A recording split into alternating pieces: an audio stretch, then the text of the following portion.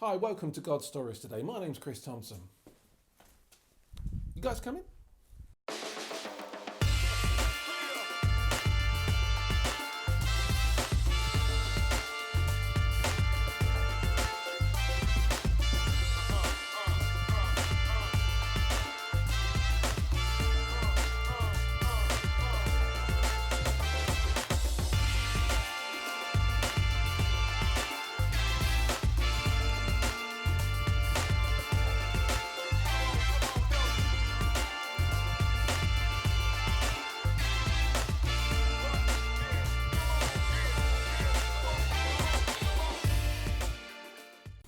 Hello and welcome to God Stories today.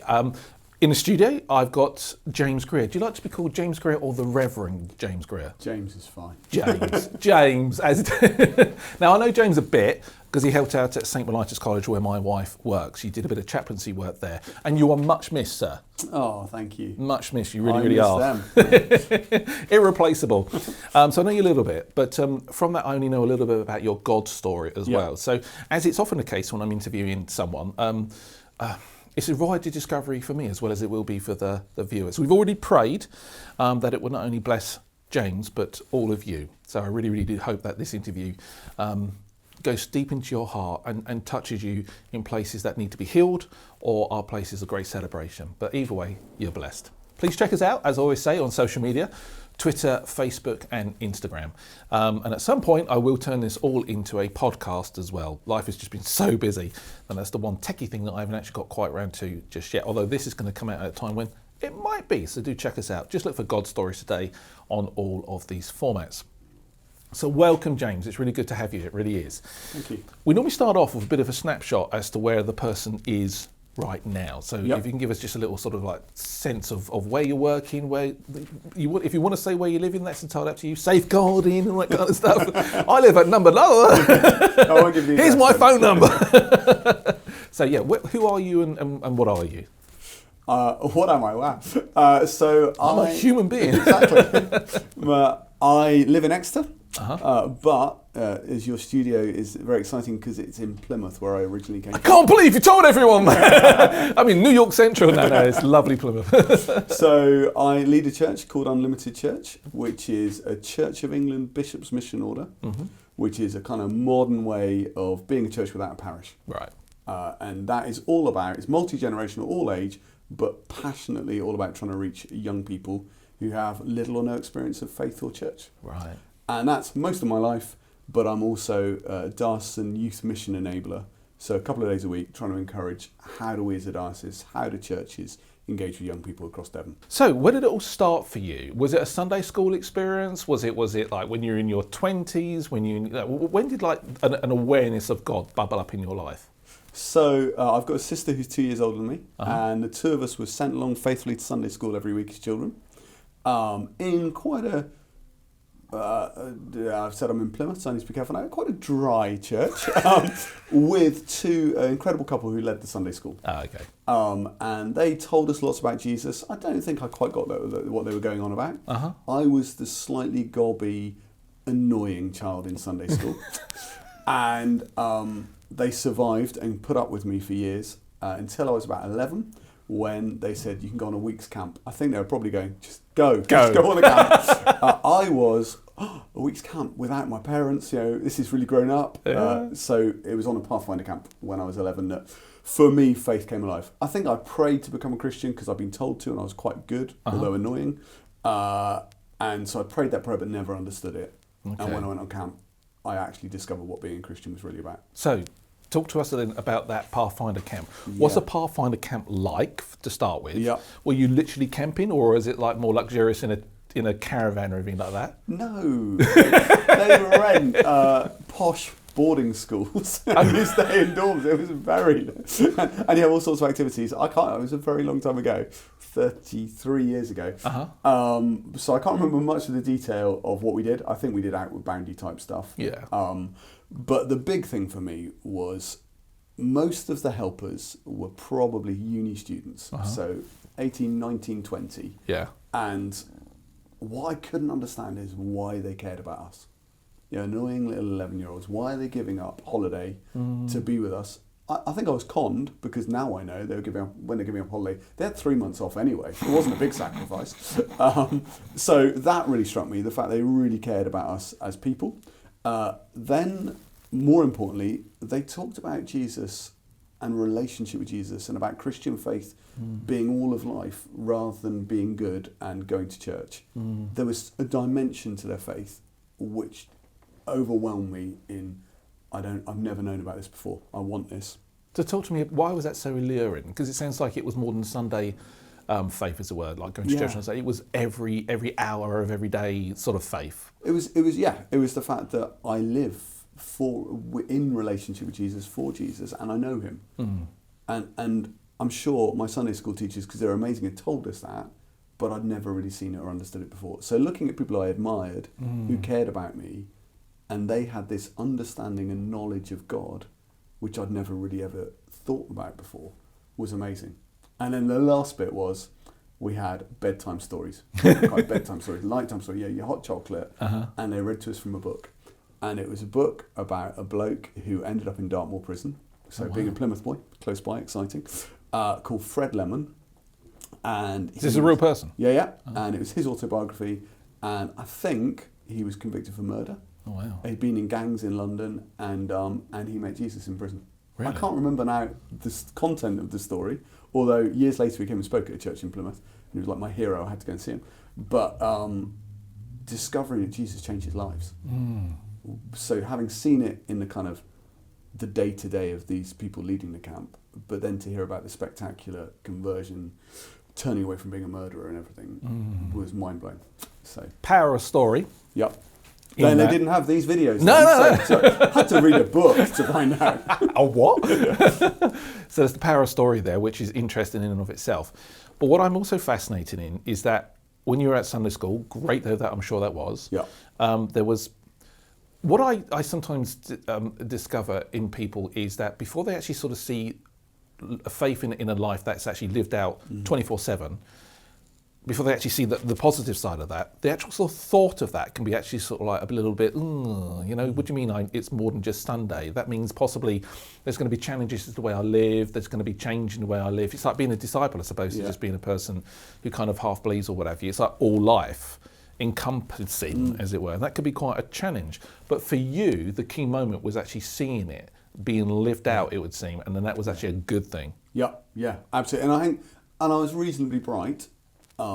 So I got, I think, a lot of the Bible and Bible teaching, Bible stories. Right. So I had kind of a bit of a treasure house of backstory, but didn't get the point of it, which is fascinating. So a few years ago, when Cell Church was becoming really popular in Malaysia, one of the things they came over to England and challenged was, how much do we have children who know the Bible incredibly well? They know the stories like David and Goliath and things, but wouldn't be able to tell you what the point is. Gotcha. So I think I knew a lot of the content, but just hadn't made the connections, which later was going to have an effect when I ended up in a youth group, and I kind of had the Bible knowledge ahead of people who were coming to faith and had no previous Bible knowledge.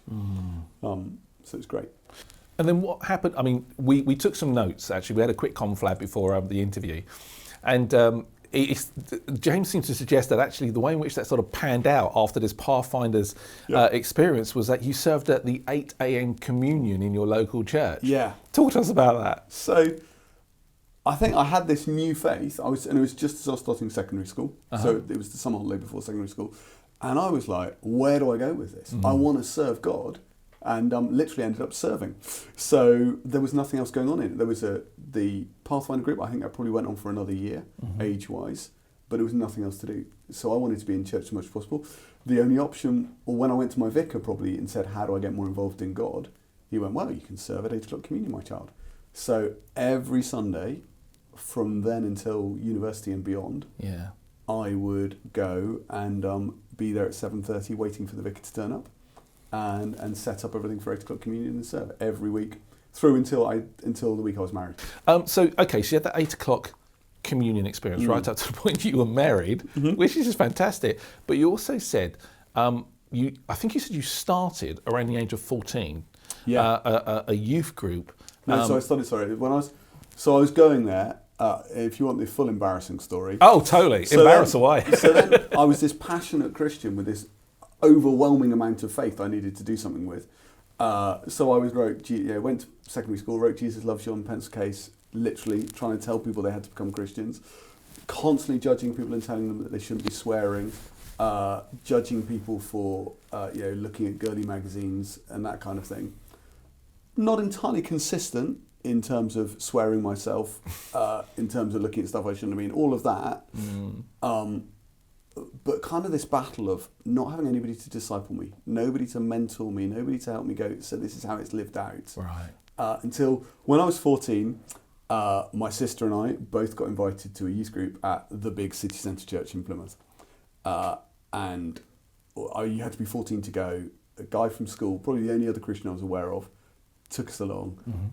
And it was just amazing. All right. Absolutely incredible in having only really done Book of Common Prayer and traditional 8 o'clock communions, to then go into the service. We went before church and had a pre-church prayer meeting of the youth group. How exciting. And that was incredible.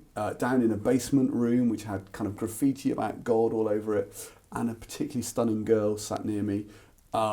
Then we went up to church and it was all modern music, modern service, and a particularly stunning girl sat in front of me. Same one? Same one. And so God had me on both fronts. My faith now had an expression of going to a church where I had people the same age who got where I was coming from, and also, if I'm honest, the allure of fancying a girl who got me to go to absolutely everything the youth group did. She was keen, I was keener. Did she eventually become your wife? No, not even my girlfriend. I thought it was going to be one of those romantic stories. No. Okay, but God used it nonetheless. Every boy in the youth group fancied her. Oh, okay. And some of us got rejected, some of us multiple times. It's learning curves. Yeah.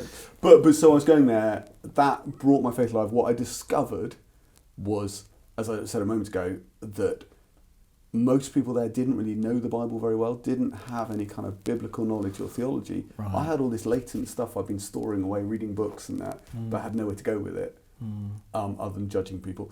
And so suddenly my faith blossomed, and I was so enthusiastic. If there was a gap in a prayer meeting, I prayed 4 times. I must have been so irritating. And so that was going on, and then we started a youth group back at the church that I've been going to as a child. And how did that go, and what did it do for your faith, starting that youth group? It was incredible. So there were a couple who'd been at church all along. They're still there now. Right. And they were amazing. And so we started meeting up to talk about youth group, started youth group. Also alongside that, we ended up, I can't quite remember the chronology, studying a healing service. So leading services and praying for healing. But in terms of your faith, I mean, did it deepen? Was it challenged? Yeah, I think again, it was that actually having an outlet.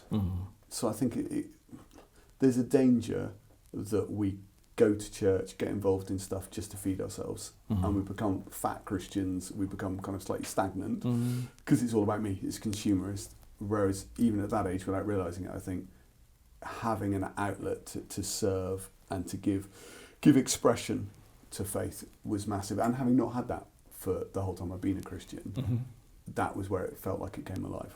So it's really interesting, like in order to be, from what you were saying, like a fully alive Christian, there needs to be some sort of expression of it in a real tangible way, rather than just sort of sitting in a chair and receiving. It needs to be expressed in whatever way that God has called you to express it. Absolutely, and I think the challenge of church is it's full of all sorts of different people. Some are life-giving and amazing, some are slightly less so. And so where I think I was this kind of Jekyll and Hyde Christian in the early years, because there was no one to go, James, that's not great, is it? Or you're an idiot. Being in a group where people love you enough to say, hang on a minute.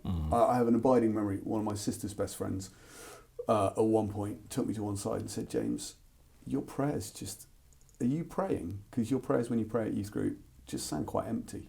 Oh, really? And kind of scared the life out of me that she knew what was going on in my life. But I recognised that there was a couple of years later, but I was so busy giving out and wanting to say and do all the right things and filling gaps in prayer meetings that I was speaking and praying all the time, but actually wasn't praying at home.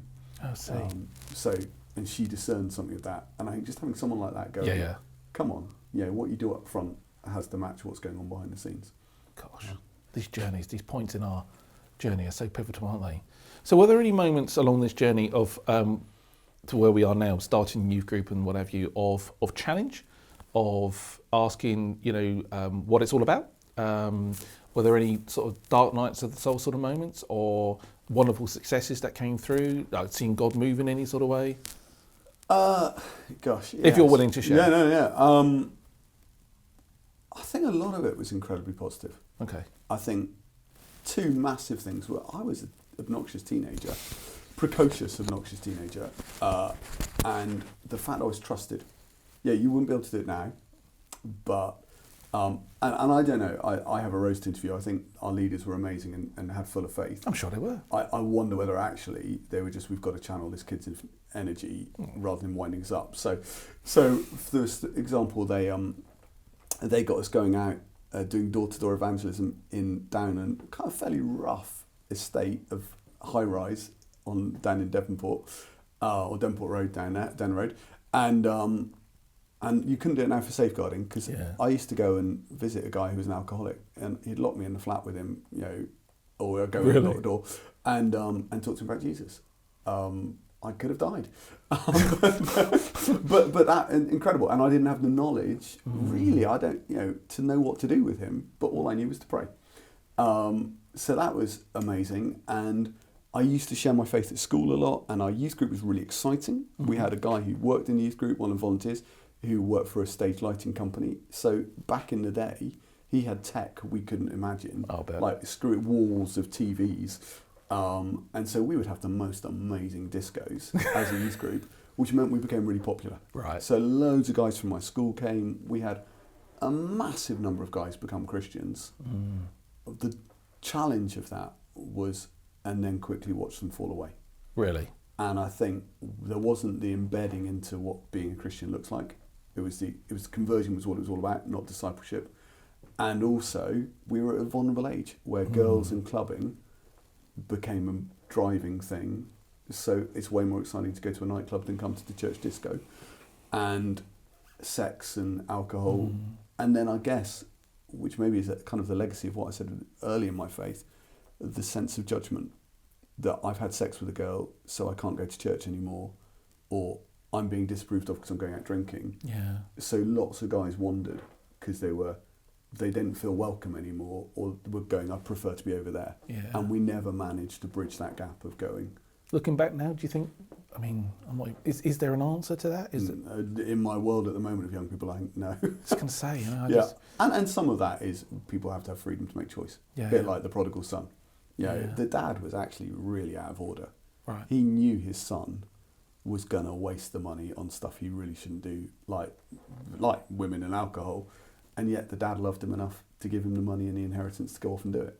That's amazing. I think we don't notice the shock bit of the story that dad was a poor parent in one sense, because he gave the kid that couldn't be trusted an irresponsible amount of money. It was going to lead to disaster, wasn't it? Yeah. But dad, and that's what God does with us, isn't it? And that's where a challenge for the church. How do we hold high on morals and hold high on grace and love? The Bible is full of people screwing up. Any wisdom on that? Any moments in your ministry where you've had to sort of do that balancing act? I think it's something God's constantly challenged me on. That by nature, I'm a Pharisee. By nature, I'm a people pleaser. Yeah. So I want people to think well of me. I will want their respect and for them to think I'm doing okay. And not always so good at being honest about my struggles and what's going on under the surface. Okay. And I expect other people to equally want to do well and appear good and not let people down and not break rules. And actually, I think there's a challenge of how much am I judging people by my standards rather than God's. And actually, I think if we're more honest in church, it'll be a much more healthy place. Yeah. If people are able to come and go, I'm struggling in this, I'm messing up in this, I don't want to, and we help them through it rather than going, well, you shouldn't be doing that, should you? But then equally going, like Jesus said to the woman at the well, go and sin, or woman caught in adultery, go and sin no more. Yeah, leave your life of sin. I only read that the other day, actually. Because that's where my mind was going as you were talking, about how Jesus seemed to, in his earthly ministry, highlight to people where they were going wrong. Yeah. He wasn't backwards and coming forwards at that. He highlighted that quite readily, and then said, don't do it anymore. Yeah. But it was always full of grace. Yeah. That's interesting. There's a minister I know in London who I actually think is called to senior leadership, and I was only talking to him about 2 or 3 weeks ago from the point of this recording, and I don't think I've ever seen the gift of grace so much in a person as I have in him. And I said to him, I think if you go into senior leadership, so I actually think it's called to be a bishop. I said, I think the thing that there's 2 things you're going to bring to it. One is a really sharp mind, and 2 is the gift of grace. And I don't think I've ever said that to anyone. And he said, it's funny you say that. He said, because I had a year of being unemployed before I got this current job. And he said, it was really bleak. He said, I applied for this, I applied for that, I just didn't get anything. And he said, I even moved to a different country in the hope of getting a job. He said, but nothing. And I got to my wit's end to the point where I thought, I've actually just got to start phoning people now. But then suddenly the phone rang out of the blue and the job offer came his way. And he'd been in that job at the point of me talking to him for 14 years very happily. But he said in that year of being unemployed, he realised that God didn't really need him and could actually build his kingdom without his help. And his metal was tempered and, the rough edges of his personality were shaved off, as it were. And he said, that's where I learned grace. He said, and for the first 5 weeks, I'm getting tingly saying this, for the first five weeks in this post 14 years ago, I talked about nothing other than grace and what grace is. And he's now got that gift of grace. Amazing. It's the kind of guy who you just know, if you went to him and said, so I'm talking a lot, but if you just inspired me, if you go to him with saying, you know what, I've been a complete numpty and I've done X, Y, Z, he would sit you down and with great wisdom say, yeah, that's wrong. But then the grace would kick in. Yeah. That's amazing. Yeah, and how you hold that you're not just loving and accepting, but you are loving and accepting. Yeah. So and Jesus met people where they were. Yeah. But he never left them there. Golly, so where were we? You're running the youth group. I got the sense, and I could be completely wrong, but you met your wife quite young. No. Oh, well, yeah. I got that wrong. Well, quite young when we're at uni, but not yet. Right, okay, so we're not there yet. Spoiler alert, So yeah, spoiler alert. So in the notes, it seems like around that time or towards the end of the youth group time, you felt a calling to the priesthood. Yeah, so sorry, I'm talking too much, but to fill in, again, I think it's about trusting people, which I need to keep hearing and saying, because in my heart I'm a pastor, and I don't want to put people in leadership when they're not ready. Yeah. Because I don't want them to go beyond where their character is or to get their identity as a Christian in a role. Okay. But equally, we need to be faithful in that, but we need to trust people. My vicar in the traditional church I was growing up in, I don't think ever felt particularly confident in ministry. Okay. And I went to him in an outrageous way and basically went and said, right, you need to be praying for healing for people. You need to have a healing service. You need to do this because you're failing. And he went, I prayed for 3 people in my life and they've all died. I'm not doing a healing service. I prayed for healing for 3 people. They've all died. I'm not doing that. And he went, you do it, to a 15-year-old. And so I got together with the guys that were also leading the youth group and other stuff.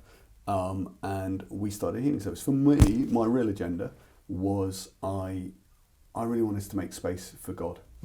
So in a church that was quite structured, to have space where we just go, hey, can we pray for you? Yeah. And physical healing is quite a safe way to do that. It's not about your emotions. It's not about all manner of things. It's just, you'll physically need God. Let's pray for that. But really my heart was, let's see God meet you. So we started healing services. We used to do them a few times a year. And at that time, I was just going, and also the youth group that I was still kind of had been part of back in the city centre, talking to people coming and telling me their problems, I was kind of like going, if I could do this and be paid for it, if this could be my job, if this could be a way you earn money and had a career, that would be the dream. So I was thinking that, and then I went, this is because I'm really sad, around then went on holiday with my parents. My sister had gone off to uni, and we went around Scotland, and it was just my parents and I, and I was doing Greek GCSE, exciting person. Greek GCSE? Yeah.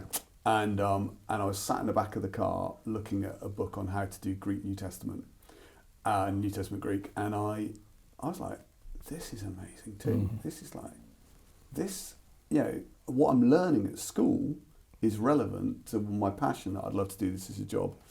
And I thought, maybe I should be a vicar. And I wrote to a girl who is at Lee Abbey, a Christian community on a gap year in North Devon, from the youth group in City Centre, and said, this is probably weird, but I just wonder whether I should be a vicar. And she wrote straight back the next day going, that's bizarre. I came back to Plymouth, went out with the other youth leaders for drinking pub after church the other week, and we were talking, and somebody saying, we all see, it was talking about James, we all see him as a vicar, couldn't we? And I don't think it was in a positive conversation. I think it was an affirming thing. I was a bit like, well, he's going to be preaching, and shut him up. And she said, so she went back to Lee Abbey and had forgotten about it, and then that night I had a dream of me as a vicar. Really? And then the next morning, my letter arrived on the doorstep. So she wrote back going, I've just had this dream about you being a vicar. We've been talking about you being a vicar. And so for me, that was the beginning of my vocation journey. What do you mean your letter landed on your door? So my letter to her saying, I'm thinking about being a vicar. Oh, sorry. Right. So it got to her the day after she'd had the dream. So. Gotcha. Just before all this, though, you talked about how you're cautious of releasing people into ministry and leadership before they're ready. But you also said in a nanosecond about how you don't want their role and their identity to be intertwined, and for that to be, it seemed like you were saying the inference was that it's an unhealthy thing. Yeah. Could you just talk a little bit about that? Probably an extreme or strong example of it is when I was in a previous church, we had a lad who was a phenomenal worship leader. Amazing, better than all the adults. Right. Youth, teenager. And we would use him for all sorts. And I think positively wanting to affirm a gift, but also there's a slight danger of rolling him out because it looked good. He was a teenager leading worship, he was brilliant at it. And there was all sorts of stuff in his background. His mum had died when he was young. His dad had remarried, and there was a lot of pain and brokenness and loss there that he'd never resolved. And I think we never gave him space to resolve it because we had him up on a platform the whole time. Yeah. I think for him, church became about leading worship. Faith became about leading worship. He said he used to sit in maths lessons writing worship sets. All right. And so for him, his faith became so intertwined with leading that he never dealt with stuff, and his relationship with God was lived out through us or through ministry. So I think that's something I've held on to. Actually, previous to that, when I was in a church in Oxford, they had a whole thing about laying down ministries and saying your ministry is in Christ, your identity is in Christ, not your ministry. Yeah. And there was a guy there who was a professional worship leader, that was his job. And he had to stop leading worship because the church said nobody's leading worship. One woman, the rest of you are all laying it down. Really? And he said, it was weird. I would come to church and I couldn't sing, I couldn't worship because I was so used to having a guitar around my shoulder. And he said I had to relearn what it was to worship Jesus. And for him, it had all become so tied up. And there are guys I know in our church who are desperate to have a title or a status or a role because then they feel they matter or then they feel they've achieved or whatever, rather than going, it's about Jesus and your relationship with him first. Yeah. And other stuff's now working of that. It's such a powerful lesson, isn't it? But it's also one of those really painful ones because generally those sorts of like desires are born from an insecurity or a lacking in some way. So I think that needs to be held quite gently in all of this. But it's so liberating if you can reach that point where you just say, actually, it's not about my title. It's not whether I'm an international this or a whatever it is over there. Actually, it's about my identity in Christ. Yeah. I mean, you can walk with true freedom after that. You really, really can. And it's difficult because some of our story motivates us to do stuff. Yeah. So if you've had pain and brokenness, you may end up doing pastoral stuff. But some of that then can be, it's not about meeting other people's needs, it's meeting my needs through them. And so there's a danger there. And also I think there's something about our DNA. God's given us a DNA of gifting and passion. And sometimes what we're strong in can become the thing that trips us up. So a bit like Moses. I think Moses, clearly made to be a leader and made for justice and rescue. When he was kind of finding himself and before he'd really engaged with God on it, I think, he ends up in that drive and passion killing people. When he's doing it in Moses' strength, rather than under God's hand. It's interesting, he had to go through a time of refinement, Yeah. didn't he? Yeah. In order to come back as an old man and actually bring the same gifts to the fore, but with maturity. And we had a girl in our church who went early on in knowing her, praying for her. We had a real sense of God had given her a pastoral heart, the heart of a mum, which is amazing. But that became so dominant for her, she just started smothering everybody. All right. And so it wasn't God's call on her life or her gift. Yeah. But she needed to get to a place where she was mature enough or whole enough to do it. But then it's a lifelong journey, isn't it? We're all broken. And one of my problems would be probably the danger of flipping the other way is when we're too cautious about releasing anybody into ministry, because you see their brokenness and their mess and you're like, oh, you're not ready yet. But none of us are ever ready. It is a tough one, isn't it? Because equally into the mix is the parable of the talents and really, really giving your all with the gifts that God has given you. But I guess it's about reaching that stage where you're doing it for God and the right reasons, and then it's full on. Absolutely. You know, I don't know why, but my mind also goes to Churchill. I don't know much about him, but I saw a documentary recently, and he had like what he called, I think, the wilderness years. You know, where things just sort of hadn't sort of come together, as it were. And then, of course, you know, a time of national crisis occurs. And you know, he's desperately needed in who he is, but it's taken a time of journeying, I guess, and refinement in who he is, in order to be able to become the great leader that he suddenly was. And the interesting thing about Churchill was he was a great leader in war. Yes. And he wasn't a great leader in peace. It's interesting. And I think sometimes if our identity's tied up in role, if you don't use me, then you're negating what God's called me to. Yeah. Rather than going, actually, I offer it lightly to God, then trusting seasons and trusting other people in leadership. And if you're rejected, we're not going, that's rejecting me. It's just you don't want me to operate in that role at this moment. So you say in your notes here that we quickly scribbled before the interview that you were successful in this discernment towards the priesthood. And then you trained, and you then went off and did a high-powered curacy in a high-powered context, academic environment. But you said God spent some time, well, you thought that it would be a time for God to sort of like knock off the rough corners. So I went straight from a theology degree to being a slave for a church to vicar factory, all within 2 miles. Right. So I kind of moved from my university mile up the road to train, and then my curacy was a mile further out. I was young, I got ordained at 23, and I loved my curacy. They were quite high-powered in either, it was the richest bit of Oxford. Right. So they were all either professors or captains in industry. And also my theological college tutors, some of them went to the church as well.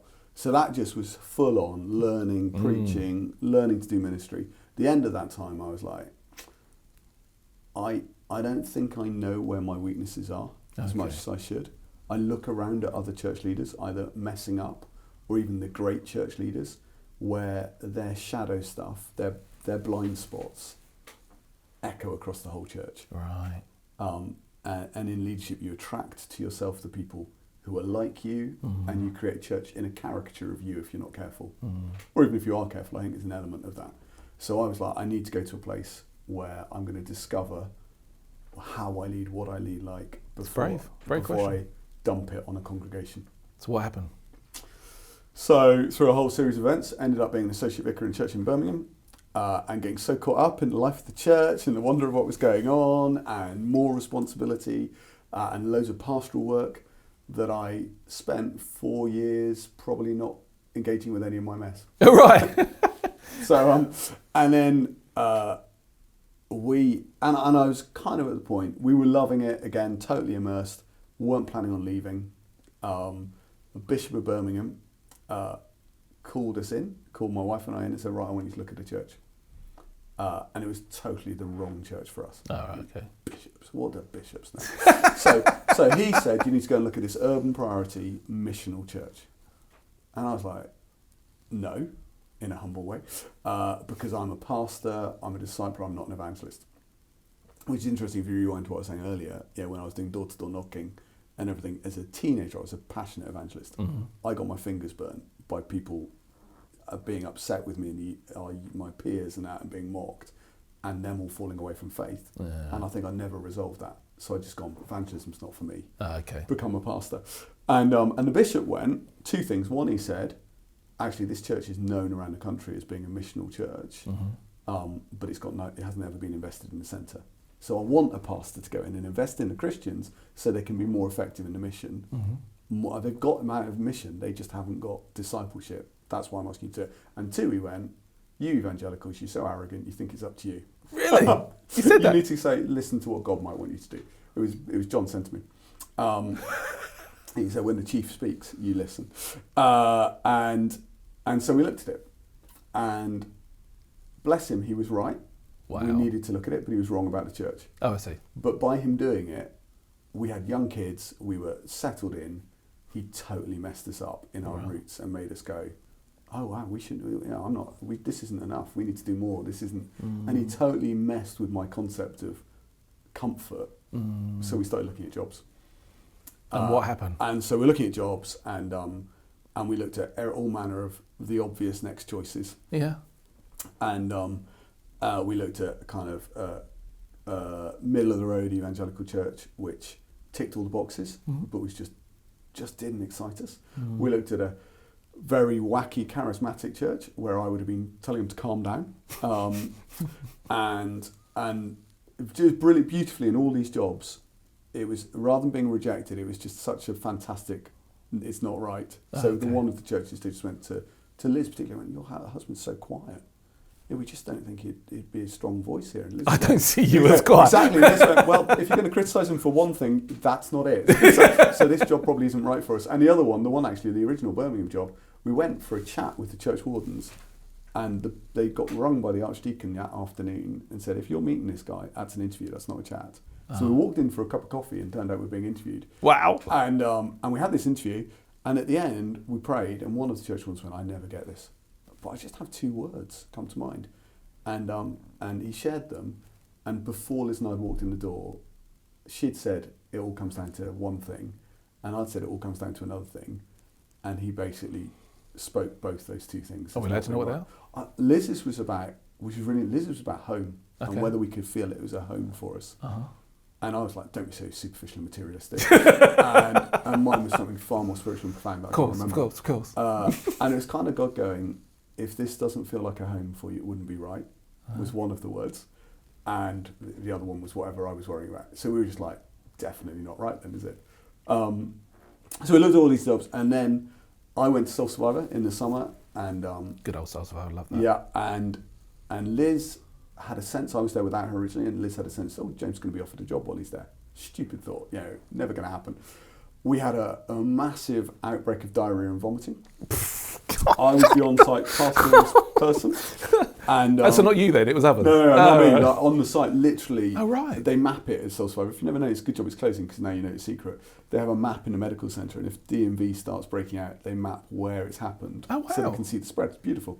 And somebody had collapsed in the toilets, having been so ill. Oh, man. And Bloke went in, found him heroically, cleared the sick from his mouth, gave him the kiss of life, called an ambulance. He didn't need the kiss of life, it turned out later, poor bloke. Let's not go there. And it was up in the top part of the site, and as the pastor, I had to go and see him and say, basically, mate, you need to go home because you're infected, and we don't want it to spread. I rang him and said, I'm coming to chat to you, I'm the pastoral coordinator on site. He thought I was coming to tell him the bloke had died. So when I said to him, you just need to go home, he was like, that's fine, I'll go. Yeah. But as I went to see him, all the churches camped there were all from Devon. And as a Plymouth boy in Birmingham, I walked up and I was just like, oh, Tavistock, oh. I was like, this is like coming home. Yeah. And then we had this meeting, we had to have a crisis meeting with all the big churches from that area, or from the whole camp actually, to come and meet with us to talk about how we stopped the literal flow of diarrhoea and vomiting. And one guy came up to me and he went, are you James? And I went, yeah. He went, you're from up north, aren't you? Which is very discerning because Birmingham is up north. And he said, all I can remember is you, James, up north, but we've got a job going in Devon. I think you have to do it. Who was this guy? This guy called Jerry Bird, who's a vicar in Exeter. Okay. Who started a youth celebration called Soul Extra off the back of Soul Survivor. And he actually said, so don't put this out on YouTube, he actually said, I'm not allowed to headhunt for it. It's a previous person in diocese, they're not anymore. I'm sorry, I don't know how to edit. It's going to have to... They're not around. So he just said, come and look at it. And it was about starting church, reaching unchurched youth. Wow. And we would never have looked at it in a million years. And actually, when it came out in the Church Times, it was quite a badly written advert. Okay. Which nobody looked at because I was the only applicant. Oh, really? But because I was Googling for it, I found it and applied. And because I was the only applicant, they took me. I'm sure there was more to it than that. so that's why I came. And that was not the question you're asking. I don't know what the question you're asking was. I can't remember either. but so that, for us... Oh, I know, I'll go back to your question. That, for me, meant God took me a million miles from my comfort zone. Okay. Of where I was never meant to be doing evangelism, never meant to be doing mission. And so God brought us here. The question you asked was, what about dealing with my rough edges? Oh, yes. Dealing with my mess. We got that job, I think it was lined up. And I'd been doing a thing called Freedom in Christ. Begun it in Oxford, I think, and done it in Birmingham with people, which is about your identity in Christ. It's about lies you believe. It's about kind of turning away from lies, coming under God's truth. It's about dealing with your brokenness. And I've been really involved with leading people in that. And then somebody talked to me about a thing called Jesus Ministry, which is a totally different thing, but had very similar theological kind of basis, but expressed in a different way. And someone said you should go on a conference. So probably about a year before I left Birmingham, I went around this time looking at jobs now. I went on this conference, and it was great because it was going to help me pastorally. It was all about how do we help people deal with their mess. It took us back to what Jesus' ministry was all about, in terms of Jesus did what the Father was doing. How much do we just get on with it, or how much do we pray and listen to God and that kind of thing. But in the middle of it, without me kind of realising, it also talked about what are your core strongholds. What are the things that stop you being the person Jesus has made you to be? And quite intensely kind of praying with people about what are the core things I struggle with. And the one that came out most dominant for me was about insignificance. Really? And about, which fascinatingly links to all the stuff we talked about before probably, in finding your identity and status and in role, being good, people liking you, that kind of thing. And so that just, and I remember being at a point of going, oh my goodness, this is why I came to Birmingham, was to recognise what my weaknesses were and deal with them. I spent 4 years completely too busy to engage with anything like that. And now you've caught me, God, before I leave. So you had a fear of insignificance? So, the insignificance, the lie that I'm not significant enough was probably the driving root for me of mess and brokenness in my life. Well, how did you feel when that revelation came upon you? Because that feels so deep. I mean, it's seismic in your soul. Did you feel sort of scared? Oh, crumbs, I've really got to face this one now. And actually, does it mean that I'm actually going to have a life of insignificance in order to sort of show that I'm not worried about it anymore? Fortunately, that clear thought didn't strike me, which if it had, it would have been worse. Right, Because right. I think I've always lived with that, that lie that if there's something you don't want to do, God will make you do it. And if there's something you love, God will stop you doing. So I always had a fear God was going to call me to be a missionary. Never wanted to live abroad, work abroad. So I believed passionately God was going to call me to be a missionary because it's the thing I'd hate. And that. So you'd say that's a lie? So I would say the fact, or if this is, for me to get through this, God has to make me suffer it. Right. I would say it's not necessarily a lie, but that can feed a fear rather than going, God's more interested in healing than highlighting. But I think often, a bit like Moses and the snakes, when the people of Israel turn away and mess up and there's a plague of snakes, the way they find healing is God holds the snake on a pole. And I think there's something there of them having to face their sin and their mess to find healing from it. So how did it feel for you to face that? So I think, just interestingly, the conference from his Jesus Ministry stuff was a leaders conference. And this is maybe a little bit wacky for some people, but what they said was, we're going to, after a loads of teaching, they said, tonight, if you want us to pray and ask God what your core stronghold is, we'll do it. So where I've spent a lot of my life avoiding people knowing my sin and my mess, and scared stiff people are going to have words of knowledge from God about whatever naughtiness I've been up to, this was a place full of church leaders, and it was 9 o'clock at night. They had a marquee out the back with prayer stations. We were queuing to go out back and discover what my Really? sin was. It was just something amazing, a hunger or a willingness to go, I don't want to know, but I'm desperate. I need to know because I'm not prepared to live with a blind spot anymore. Okay. So for me... That's seriously brave. Yeah. Well, I think, or I don't know if it's an acknowledged bravery. I think it was just a... No, I think it is. Okay. If I may be so bold to say. Yeah. So for me, it was a... And I'd seen people mess people up so much in ministry to go, and that's why I'd gone to Birmingham, was I don't want to dump my mess on other people. I don't want them to suffer under my issues. So for me, it was really exciting in that level, and to go, God, you've shown it to me so you can heal me. I think the reality, the detail of day-to-day life of facing it is far harder. Okay. What does that mean? So at the moment, I'm reading a book by Brené Brown, Dare to Lead. Oh, right, yeah. And Brené Brown, all I love, everything she talks about is vulnerability. But she talks about when we are in a situation, how much do we let our stuff come out and be vulnerable in a safe way. And I was just struck that one bit of it is how much when I feel pushed back in a meeting or in a leadership scenario, or when I feel ignored. Yeah. So if I feel I've asked the team to do something and they've just disregarded it, that hurts. No, I don't see it as hurts. That's too emotionally intelligent. I just see it as they're being annoying and bad and they're not doing what they're meant to do. So I react to the surface. Rather than going, why is that annoying me? I think it's a sense of justice because they failed.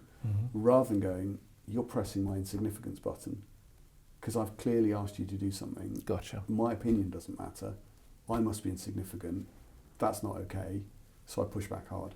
Or in my marriage, probably my biggest struggle would be if I feel Liz, my wife, is criticising me or putting me down, I become defensive. So if I hear criticism in what she's saying, then the danger is I come back defensive. Okay. So that's where insignificance plays out in, that's tough to own that and confess that, rather than the big picture of that's a big issue between me and God. It's the day-to-day pain of realising and owning your brokenness. So it seems like it's that lesson is something which you're constantly learning even now. Yeah. And I think for all of us, we will have strongholds. We've got 2 or 3 main things. And one of the things I loved in Freedom in Christ is that it's got different, it's a prayer ministry or a ministry thing you do at the end of a Freedom in Christ course. And one of them is about forgiveness. Right. And I love the fact, the way you do it is you ask God to bring to mind people you need to forgive. And what I would tend to do is I'd say, if I was doing it with you, I'd say, right, Chris, what we're going to do is pray. I just want you to shout out to me or say to me any name that comes into your head as we pray now. Don't process it. Don't go, but my mum's amazing, don't need to forgive her, or I can't remember who Fred is. Just say the names. Don't rationalise. And then I'd write down the names of people you say. And then we'll go again, and I'll give you the list, and I just ask you to go, ask God to show you why you need to forgive them. Wow. So you then go, I forgive my mum. And then a really important thing, because I think as evangelicals, we don't do enough choosing, we go on feelings. So we go, I don't feel like forgiving them, so I don't need to, or I'm not ready. Or we make a rational, I forgive my mum because she did this to me, rather than letting it touch our hearts. So we had a woman who was abused by a cousin. And when we talked, it came up that this was something she was struggling with. She said, I'm not struggling with that, that's fine. I dealt with it years ago. When I became a Christian, I forgave him. And we're like, what, just like that? It's like, yeah. So ever since, she'd pushed it down. I've forgiven him, so I can never let the pain come up. I've forgiven him. Right. So what he did to me is in the past. Yeah. Rather than going, what he did is eaten inside me, left lies inside me, left shame and that. Yeah. I need to let that out. So I would say to people, I forgive X because they did so and so, which made me feel. So I forgive my mum because in her love for me and trying to encourage me to do well at school, because I needed encouragement not to be lazy, she made me feel that my value was based on my achievements, and which links back into insignificance. But if I did, when you do that in the Freedom in Christ thing with people, they will go through, and what tends to happen is the people they need to forgive, it's all on the same words. It's all on the same lie. I forgive the girl in year 5 who wouldn't sit next to me because that made me feel rejected. I forgive the person who, when I was 14, did this to me because that made me feel rejected. And I think for all of us, if you did that step of prayer, that there'll be one lie or a few lies that echo through your life. For me, it'd be about insignificance around that area. For other people, it could be about being useless, not wanted, whatever it is. And I think it's really helpful. Oh, not half. It's liberating. Yeah. So that, and we're always, it's going to be a problem for us until we die. But having that recognition, and that will play out in all sorts of ways. If I feel insignificant, even if I don't know I feel insignificant, that's what you touch when stuff happens. And I think we talked earlier about behaviour and morality. You know, I see so many young people having sex, giving themselves for whatever reason, and that links into, it's not about sex. God's not sat there going, you did that, that's awful. God's going, don't do that, because you're not doing it because you love the person you're in a committed relationship with. You're doing it to feed a pain. So where are you now with your relationship with God? I still believe in him. I think it's fascinating. I think our church has really been about honesty as well. Yeah. That we want you to own and be honest about your mess. Don't hide. Don't come to church and say you're fine. Yeah. I'm pastoral, and I think the young people we work with, and we probably attract the more on the edge youth. Yeah. Because they're the ones not at home doing any work. They're the ones doing drugs in ecstasy centre or whatever. I think, in one sense, I believe more passionately in God, and in other senses, I struggle more. I've never struggled with faith and doubt ever in the past, but I kind of go, come on, God, why? Why are you not showing up? Why, things like, it's easy to have a word and God to lead me to Exeter through an amazing set of events through diarrhea.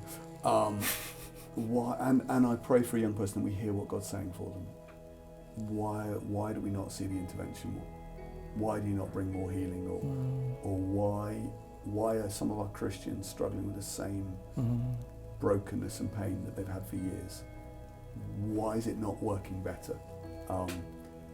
And that danger of being honest about the struggles and meeting with people and praying through their mess is I easily lose sight of the bigness of God. Yeah. So it must play into the significance thing. Yeah. And there's the great song Oceans, which talks about it's about looking above the waters, isn't it? Yeah. Somebody typed it into our computer wrong at church. So for years we sang, I fix my eyes upon the water. Oh, really? And I think that's prophetic, because I think it's so easy to actually get so caught up in the water and the storm of life that I'm real about this, but I lose sight of the reality of God.